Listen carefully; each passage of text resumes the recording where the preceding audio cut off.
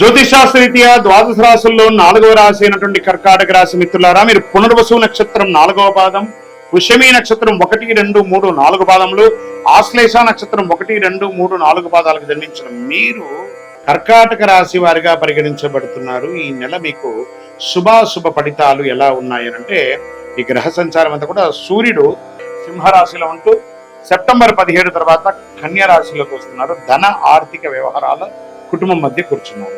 బుధుడు కన్యలో బలంగా ఉన్నారు కాబట్టి వాణిజ్యం విద్యలో చాలా అనుకూలం అని చెప్తున్నారు. శుక్రుడు సింహంలో ఉండడం వల్ల ధనం, స్త్రీలకు గౌరవం పెరుగుతుంది, సమాజంలో మంచిది అని చెప్పబడుతుంది.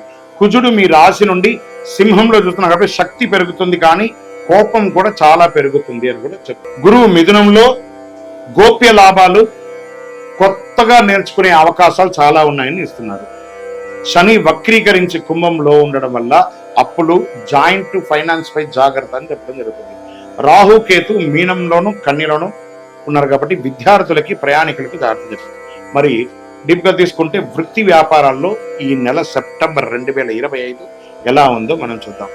సాఫ్ట్వేర్ రంగం, ఐటీ, నాన్ ఐటీలో ఉన్న వారికి వేతనాభివృద్ధి పెరిగే అవకాశాలు ఉన్నాయి. కొత్త బాధ్యతలు వచ్చే అవకాశాలు ఉన్నాయి. స్ట్రెస్ కూడా పెరుగుతుంది. ఒకానొక సందర్భంలో ఉద్యోగం కాస్త ఇబ్బంది కలిగే అవకాశాలు కూడా ఉన్నాయి. విదేశాల్లో ఇదే ఐటీ రంగంలో ఉద్యోగం చేస్తున్న వారు కూడా చాలా జాగ్రత్తగా ఉండవలసినటువంటి నెల. ప్రభుత్వ ఉద్యోగులు పై అధికారుల నుండి కాస్త స్ట్రెస్ ఉన్న ప్రమోషన్స్ కోసం ఎదురు చూస్తున్న వారు లిస్ట్ లోకి వస్తున్నారు.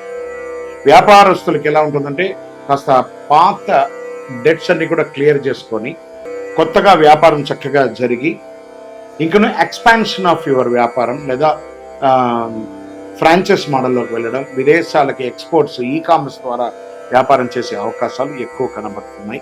దీని మీద కాస్త కాన్సన్ట్రేట్ చేయండి.